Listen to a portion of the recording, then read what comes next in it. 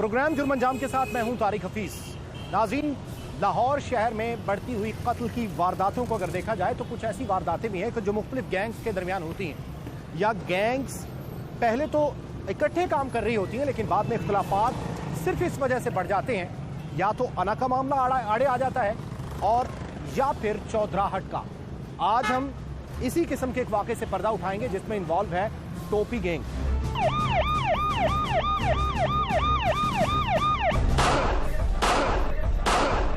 और इस टोपी गैंग ने अपने ही एक साथी जो कि पहले दोस्त था और बाद में सिर्फ एरिया की बिना पर तहफ़्फ़ुज़ात का शिकार हुए तो आपस में क्लैश बढ़ा और उसके सीने में गोलियां दाग दी और वो वहीं पर जाँ भाग भी हुआ। मामला क्या था?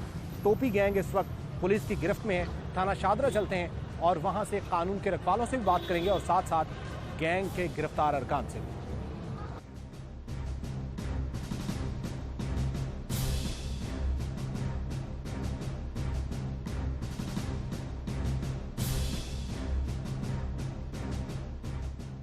नाज़रीन, शादरा में दहशत की अलामत समझी जाने वाली टोपी गैंग को गिरफ्तार किया। इस गैंग को पुलिस ने कार्रवाई करते हुए और 7 मुलजमान इस वक्त पुलिस की गिरफ्त में है। दीगर मुलजमान की गिरफ्तारी के लिए भी इकदामात और छापे भी मारे जा रहे हैं।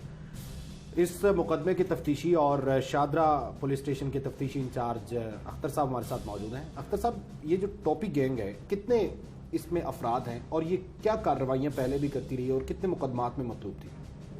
जी, ये वक़ुआ रिपोर्ट हुआ था हमें जी 20 अगस्त की रात तकरीबन 10 बजे। इसमें मलक चंदी नामी आदमी का कत्ल किया इन लोगों ने मिलके। 20 अगस्त को मलक चंदी को मामूली झगड़े की बिना पे फायरिंग करके इन लोगों ने कत्ल कर दिया। ये लोग टोपी गैंग के नाम से ऑलरेडी ये मशहूर थे।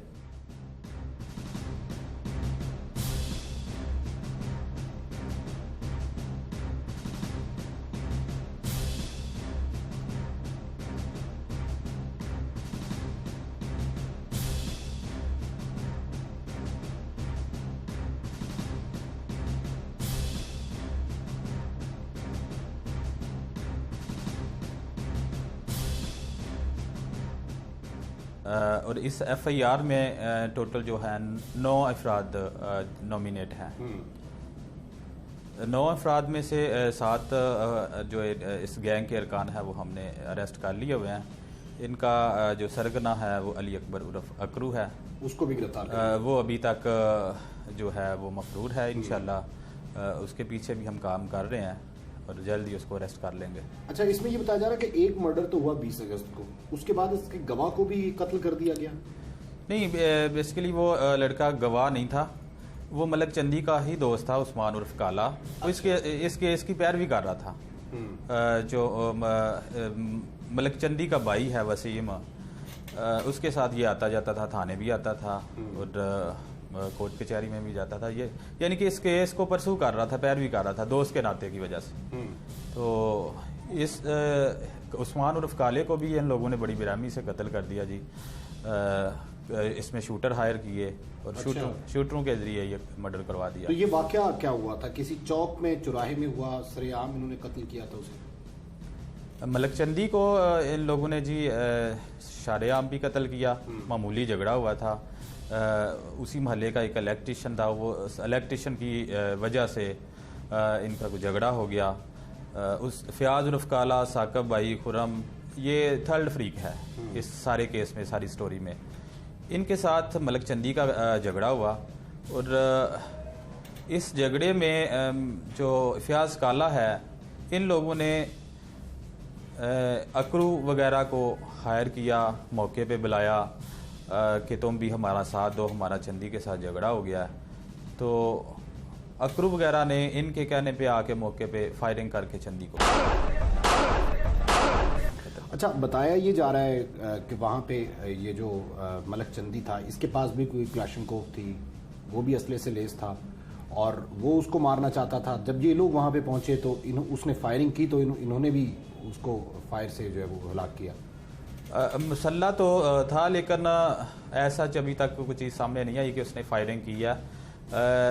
उसके पास जो असला था वो चला नहीं है। अच्छा, चला नहीं है, जिसकी वजह से फिर इन लोगों ने उसको पकड़ा और पकड़ के फायर मार के कत्ल कर दिया मौके पे। अच्छा ये बताएं कि अब जो खौफ व हरास में ज़ाहिर है मुद्दई जो इस वक्त जो मुकदमे की पैरवी कर रहा है, एक जो असिस्ट कर रहा था वो तो मारा गया, तो उस पर भी काफ़ी प्रेशर है, उसको भी हम जब टेलीफोन करते तो वो भी काफ़ी डरा हुआ है, काफ़ी सहमा हुआ है। जी बिल्कुल, ये जैसे मैंने पहले आपको बताया है कि ये लोग दहशत की अलामत थे। पहले भी इनके ऊपर मुकदमात हैं, दहशत राजनी के, डकैती के, मनशियात के, कत्ल के। इनमें से एक मुलजम है आसफ बिल्ली, वो किराए का कातिल भी रहा है। अच्छा, उसके ऊपर 302 के FIR हैं पहले भी। तो 324 में ये अली अकबर अकरू के 324 के भी मुकदमात हैं, उसमें ऑलरेडी भी ये इश्तिहारी भी था।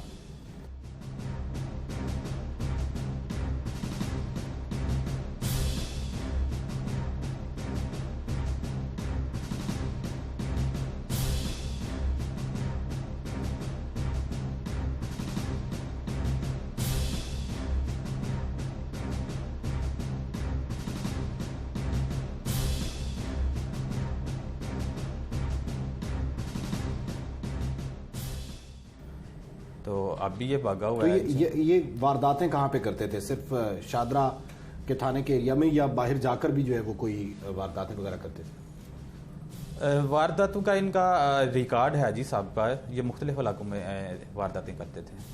अच्छा, यानी शादरा से बाहर? शादरा में भी और शादरा के बाहर भी। तो अब तक कितनी वारदातों का ये कन्फेस जो है वो कर चुके हैं, ये जो 7 लोग आपके पास हैं? अभी तक जो इनका साहब रिकॉर्ड ही है, इंटेरोगेशन अभी जारी है। अभी हम ये डिस्क्लोज नहीं करते कि इनके कितने इंकशाफ हैं। आजकल इनका जो धंधा था वो मनशियात का था, मनशियात फरोशी करते थे। मनशियात के भी इनके ऊपर जो FIR हैं। तो ये रिहायशी वैसे यहीं के शादरा के हैं, फिरोजवाला के हैं, किसी आसपास एरिया के? नहीं जी, शादरा टाउन की मोहल्ला। अच्छा, शादरा टाउन के? हाँ, शादरा टाउन के। तो ये सब के सब एक ही जगह से ताल्लुक रखते हैं? एक ही मोहल्ले से ताल्लुक रखते हैं। अच्छा, एक ही मोहल्ले में इनके घर हैं। तो ये जब डकैती वगैरह करते थे, डकैती के दौरान भी मर्डर किए या सुपारी लेके किसी का मर्डर जो है वो करना, ये किराए के कातिल के तौर पे इस्तेमाल? ये किराए के कातिल, जैसे मैंने आपको पहले बताया कि आसफ और बिल्ली, और एक और भी इनका जो मेंबर है वो नुमान भट्टी। नुमान भट्टी को भी हमने ट्रेस कर लिया हुआ है, इंशाल्लाह उसको भी 1-2 दिन में हम। तो आपने इनको गिरफ्तार कैसे किया, कहाँ से किया? ये 7 लोग इकट्ठे थे या अलग अलग मकामात जी, से? इसमें हमने काफ़ी एफर्ट्स किए हैं। एक टीम वर्क के तौर पे हमने काम किया। इसमें SHO शादरा टाउन की भी बहुत ज़्यादा काविशें हैं, उन्होंने बहुत ज़्यादा इसमें हमारी हेल्प आउट की। इसको हमने सबसे पहले मुलजमान के CDRs लिए, CDR पे फिर IME ट्रैक करवाए, और जो इनके नंबर आगे ट्रेस आउट हुए, फिर हमने लोकेटर से भी मदद ली। जो लोकेटर गाड़ी है जिसके ज़रिए हम मुलजमान तक पहुंचते हैं, लोकेटर की मदद से भी हमने इनको ट्रेस आउट किया।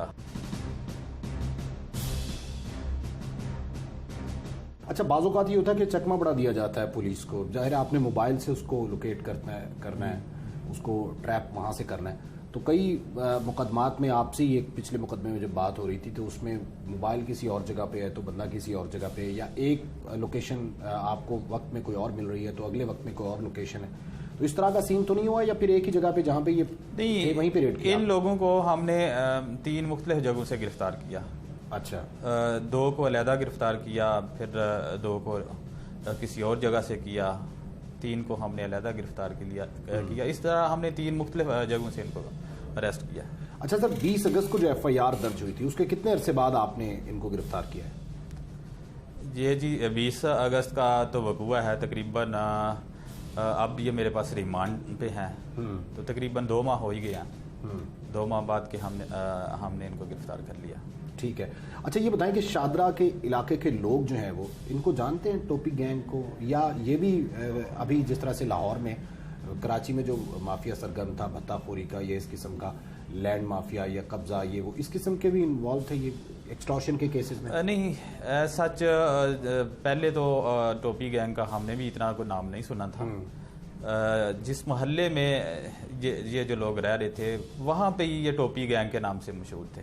अच्छा। बाकी शादरा तो बहुत बड़ी आबादी है जी, इसमें पूरे शादरे में तो इन लोगों का नहीं, ये बहुत बड़े बदमाश नहीं थे। मोहल्ले की बदमाशी, मोहल्ले की बदमाशी थी सिर्फ। यानी ये आने वाले वक्त में तो बड़े बदमाश भी बन सकते थे, अब तो अरेस्ट हो चुके हैं ना, अब तो ये सोच भी नहीं सकते ये बाहर आएंगे। अच्छा, कभी भी ऐसा नहीं होगा, ये सोचें भी ना। इन पे दिफात कौन सी? 302? हाँ, 302 से बड़ी दफा तो कोई नहीं है।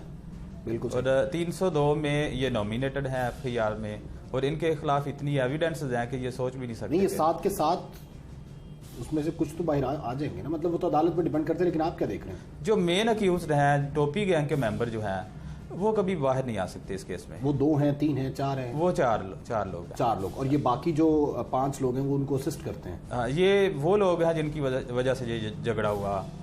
तो ये बताइए कि असला वगैरह सबके पास था?